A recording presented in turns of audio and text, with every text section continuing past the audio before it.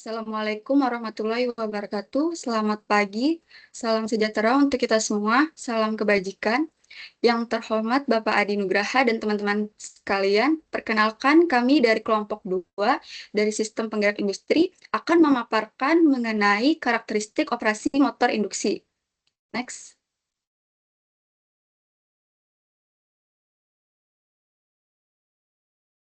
Sebelum lanjut ke pembahasan, perkenalkan terlebih dahulu anggota dari kelompok 2 yang terdiri dari Hasna Rofiah, Selvi Irawan, Dewi Uma Angelina, Dewan Dwi Nugroho, dan Ambarwati Adiningrum. Next. Selanjutnya, pembahasan mengenai materinya, yaitu di sini ada motor induksi, di mana motor induksi sendiri yaitu mesin listrik yang dapat mengubah energi listrik menjadi energi mekanik yang digunakan di dunia industri.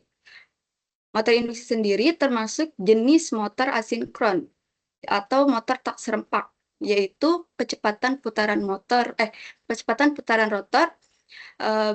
berbeda atau tidak sama dengan kecepatan medan magnet pada stator. Kemudian berdasarkan suplai dayanya, motor induksi itu terdiri dari 2 tipe, yaitu motor satu fasa yang biasanya digunakan di rumahan. Yang kedua itu ada motor 3 fasa yang biasanya digunakan di dunia industri. Slide selanjutnya akan dibacakan oleh Hasna.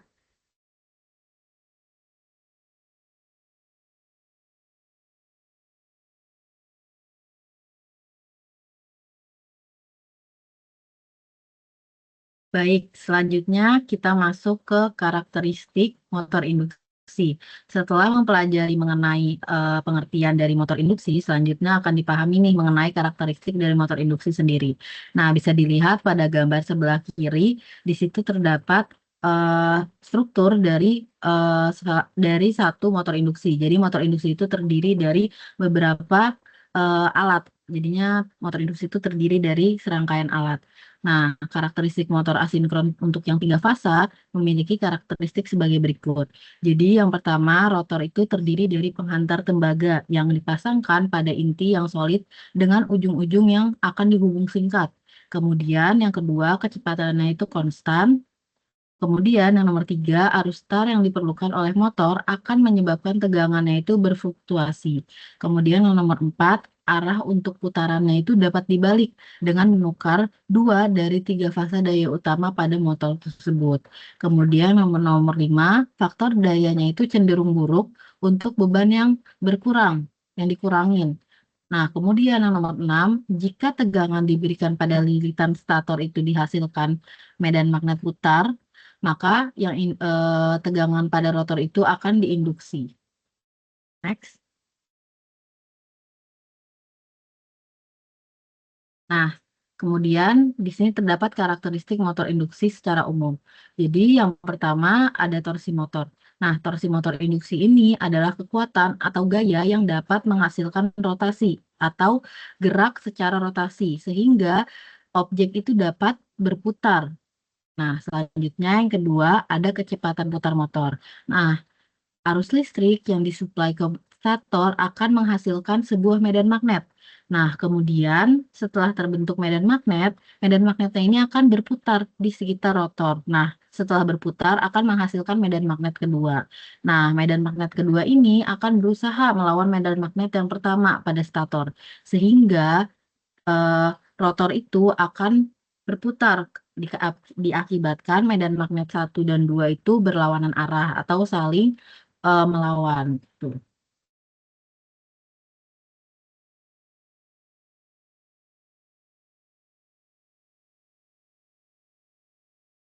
Oke, slide Baik, selanjutnya akan dijelaskan oleh Selvi Irawan.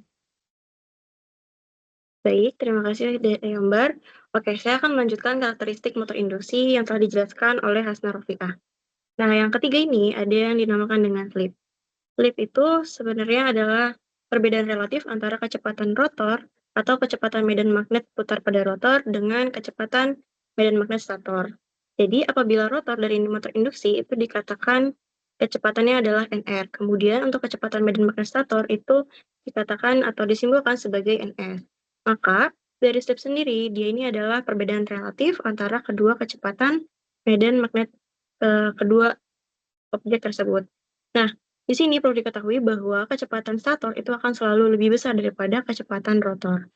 Begitupun dengan persamaannya dari persamaan slip, yaitu S sama dengan perbedaan relatif dari NS dengan NR atau kecepatan medan putar dari stator dengan rotor yang diparameterkan melalui kecepatan sinkron ataupun stator, kemudian dikalikan 100%. Maka dari slip ini akan memiliki satuan persen. Kemudian ada juga efisiensi daya. Nah, efisiensi daya sendiri di sini merupakan ukuran kemampuan motor dalam mengubah energi listrik menjadi energi mekanik yang dinyatakan dalam perbandingan daya aktif, daya keluaran dengan daya masukan. Jadi nilai efisiensi ini sangat dipengaruhi oleh rugi-rugi daya, yang dimana bisa meliputi rugi pada stator, kemudian pada tembaga rotor, kemudian rugi dari inti, rugi gesekan antara angin, serta rugi stray atau rugi liar. Jadi berdasarkan persamaannya atau perbandingannya, dia ini perbandingan antara daya keluaran atau output dari motor dengan daya masukan atau daya input. Dan ini persamaannya ditunjukkan pada efisiensi yang dimana disimbolkan seperti N, terus sama dengan P2 itu adalah daya output, kemudian P1 itu adalah daya input. Kemudian dikalikan 100% dan memiliki parameter yang berdasarkan persen. Oke, selanjutnya ada faktor daya. Nah, faktor daya ini merupakan perbandingan daya aktif atau dengan satuan watt, kemudian dibandingkan dengan daya semu, volt ampere, yang dimana dikatakan juga sebagai power factor. Nah, power factor ini disebut juga sebagai cos P, sehingga dari cos P atau PF itu memiliki persamaan P banding S atau daya aktif dibandingkan dengan daya semu. Nah, faktor daya ini memiliki nilai jangkauan atau range sekitar dari 0 hingga 1, yang dimana nilai 1 ini adalah nilai ideal dan dapat dinyatakan dalam persen. Jadi dari nilai range tersebut dapat dikalikan dengan 100% untuk dinyatakan dalam persen. Kemudian, apabila meningkatnya penggunaan daya listrik KVR atau daya reaktif, kemudian terjadi penggunaan daya listrik peningkatan dari KWH, kemudian terjadi drop voltage atau jatuh tegangan, ini akan mengakibatkan mutu listrik menjadi rendah pada motor. Baik, slide selanjutnya akan dijelaskan oleh Dewi Uma Angelina. Baik, terima kasih. Selanjutnya kita akan membahas karakteristik arus starting pada motor induksi. Di mana saat motor induksi ini dijalankan, dia akan membutuhkan arus mula yang besar. Hal ini dikarenakan frekuensi dan reaktansi yang tinggi dalam kondisi start, yaitu dengan slip 100%. Nah, jadi dalam rangkaian rotor yang sangat reaktif, arus rotor ini tertinggal terhadap gaya gerak listrik atau GGL, hingga rotor dengan sudut yang besar. Hal ini berarti bahwa aliran arus maksimal terjadi dalam konduktor rotor akan berputar mengikuti hukum Lorentz. Nah, hal yang menarik di sini ialah kecepatan putaran rotornya itu tidak akan pernah mencapai kecepatan sinkron atau lebih. Boleh di next. Nah, untuk implementasi dari motor induksi sendiri itu kami mengambil 2 implementasi. Yang pertama itu dari sistem pompa dan kompresor, di mana ini digunakan untuk menggerakkan fluida dalam skala besar pada berbagai sektor industri. Nah, seperti pengolahan air untuk distribusi air bersih dan pengolahan limbah, serta pada industri migas untuk menggerakkan kompresor gas yang membutuhkan torsi stabil guna menjaga tekanan pipanya. Nah, dengan karakteristik utama, ini mampu bekerja secara kontinu dalam waktu lama atau continuous dati, serta mampu menangani beban dengan karakteristik torsi kuadratik yang meningkat seiring kenaikan kecepatan. Nah, untuk implementasi yang kedua ini yaitu sistem conveyor, di mana banyak digunakan dalam industri manufaktur nih, perakitan otomotif, logistik, dan pertambangan untuk menggerakkan ban berjalan yang memiliki fungsi untuk memindahkan barang atau material seperti produk jadi, biji besi, dan batu bara dari satu proses ke proses lainnya, serta juga dalam pengoperasiannya sering dikombinasikan dengan variabel frekuensi drive untuk mengatur kecepatan sesuai dengan kebutuhan produksi dan variasi beban, sehingga meningkatkan efisiensi energi dan fleksibilitas sistem. Baik, slide selanjutnya akan dijelaskan oleh Dewan.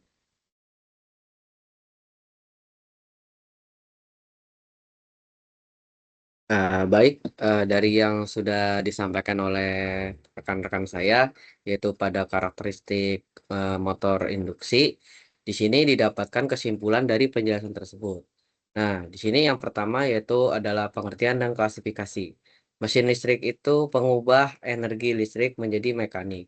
Motor asinkron umum digunakan dalam dunia industri. Kemudian rotor bergerak di bawah kecepatan medan magnet stator. Kemudian terbagi satu fasa dan 3 fasa. Jadi itu motor induksi itu terbagi menjadi 2, yaitu dengan suplai daya 1 fasa dan 3 fasa. Kemudian yang kedua itu karakteristik kunci. Yang pertama ada torsi atau kekuatan rotasi. Yang kedua ada kecepatan putar selalu di bawah sinkron karena ada efek slip tadi yang dijelaskan. Kemudian ada slip yaitu perbedaan kecepatan relatif NS dan NR meningkat seiring bertambahnya beban. Yang kemudian ada efisiensi yaitu N sama dengan pot per pin dikali 100%. Kemudian ada faktor daya atau PF yang bernilai 0 sampai 1, yang dimana 1 itu adalah tingkat efisiensi yang paling tinggi. Kemudian ada yang ketiga yaitu analisis karakteristik. Untuk cara kerja dianalisis melalui hubungan kecepatan torsi, slip torsi, impedansi stator atau Z1, resistansi reaktansi, dan arus stator. Kemudian yang keempat ada prinsip dasar, yaitu kecepatan rotor tidak pernah sinkron agar tetap ada arus yang terinduksi untuk menghasilkan gaya, yaitu seperti halnya pada prinsip pada hukum Lorentz. Next. Nah, di sini ada referensi jurnal yang kami gunakan untuk menyusun PowerPoint atau presentasi yang kami lakukan. Berikut adalah referensinya.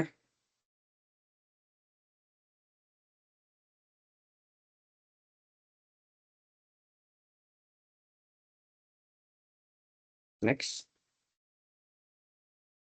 Baik, demikian presentasi yang sudah dijabarkan oleh kelompok 2. Semoga apa yang sudah dijelaskan oleh rekan-rekan saya itu bisa dipahami dengan baik. Kurang lebihnya mohon maaf. Terima kasih. Wassalamualaikum warahmatullahi wabarakatuh.